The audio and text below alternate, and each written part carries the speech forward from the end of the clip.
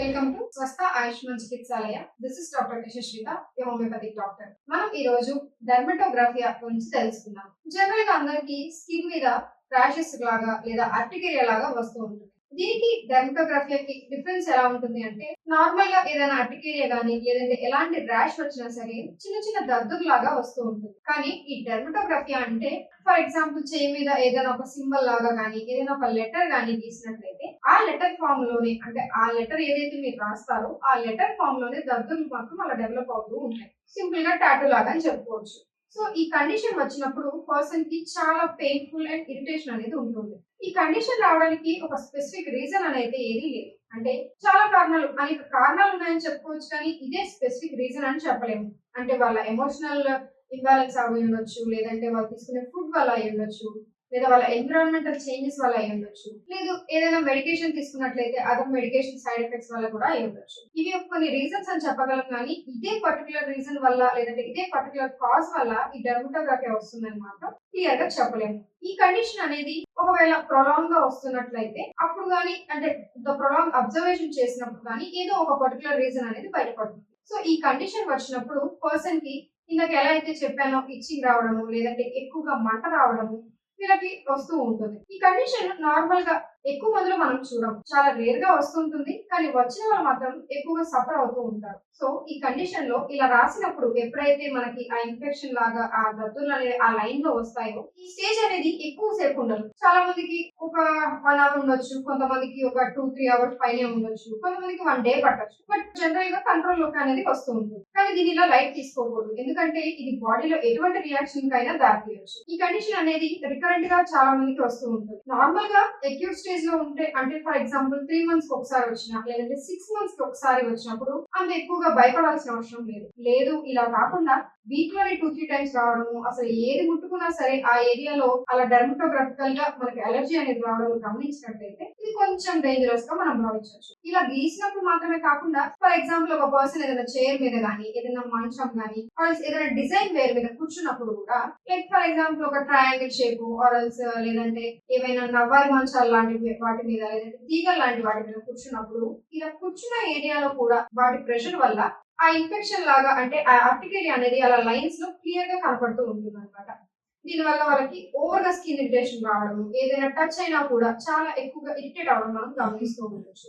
ఇలాంటి కండిషన్ కి మామూలుగా క్రానిక్ వరకు వెళ్ళి అదేదో సివియర్ గా ఎఫెక్ట్ అయ్యే వరకు, అంటే prevention is better than cure అని ఎలా చెప్తామో, ముందుగానే వచ్చినట్లయితే ఈ కండిషన్ స్టార్టింగ్ స్టేజ్ లోనే గమనించుకుంటూ మీరు ముందుగానే హోమియోపతిని అప్రోచ్ అయినట్లయితే దీనికి ది బెస్ట్ క్యూర్ అనేది ఉంది.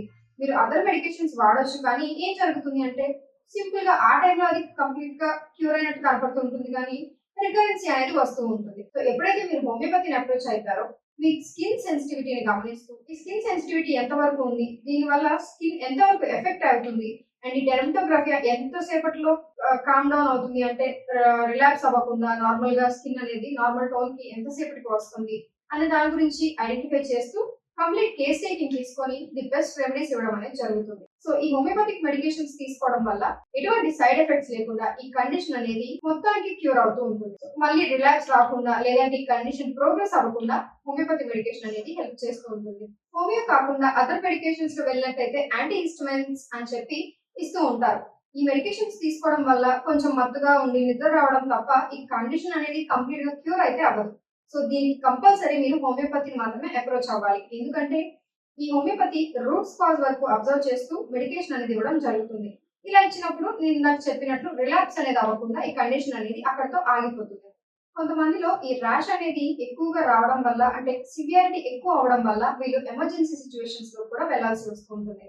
అంటే కొంతమందికి ఈ ర్యాష్ తో పాటు సివియర్ చోకింగ్ సెన్సేషన్, అంటే గొంతు మూసుకుపోయినట్లు, ఈ డక్ట్ అంతా క్లోజ్ అయిపోతున్న సెన్సేషన్ వస్తూ ఉంటుంది. ఇలా ఎందుకు అవుతుంది అంటే, ఈ కండిషన్ వచ్చినప్పుడు ఓవర్ గా హిస్టమైన్స్ బాడీలో ప్రొడ్యూస్ అవడము, దీనివల్ల ఓవర్ గా మనకి ఇచ్చింగ్ స్టార్ట్ అవ్వడము, స్క్రాచింగ్ అనేది అతిగా ఎక్కువ అయిపోవడము, దీంతో పాటు చోకింగ్ సెన్సేషన్ కంప్లీట్ గా రావడము, అంటే దానివల్ల వాళ్ళకి శ్వాస తీసుకోవడం కూడా చాలా ఇబ్బందికరంగా మారుతుంది. ఇటువంటి సిచ్యువేషన్ వచ్చినప్పుడు వాళ్ళు కంపల్సరీ ఎమర్జెన్సీగా అప్రోచ్ అవుతూ ఉండాలి హాస్పిటల్స్. లేదు ఆ సిచ్యువేషన్ రాకముందే, అంటే ఇందాక ఎలా అయితే చెప్పానో prevention is better than cure అని, సో ఆ సిచ్యువేషన్స్ కి అంత డీప్ గా ఎఫెక్ట్ అవ్వక ముందే మీరు హోమియోపతిని అప్రోచ్ అయితే క్యూర్ అనేది బెస్ట్ గా ఉంటుంది. సో ఈ కండిషన్ కి బ్లడ్ టెస్ట్ చేయించినా కూడా నార్మల్ అనే చూపిస్తుంది. సో ఇలా నార్మల్ కాకుండా ఎప్పుడైతే మీరు ఈ సివియర్ ఎమర్జెన్సీ సిచ్యువేషన్ లోకి వెళ్తారో ఎమర్జెన్సీ కేర్ అనేది మీరు అప్రోచ్ అవ్వాల్సి ఉంటుంది. నార్మల్ గా చూసుకున్నట్లయితే అంటే అందరికి వచ్చే దద్దుర్లు వేరు, ఈ డర్మటోగ్రఫీ అనేది వేరు. దద్దుర్లు అంటే ఒక దోమ పుట్టిన వస్తుంది, లేదంటే ఏదైనా చిన్న దెబ్బ తగిలినా కూడా కొన్ని దద్దుర్లు అనేది మనం అక్కడక్కడ చూస్తూ ఉంటాం.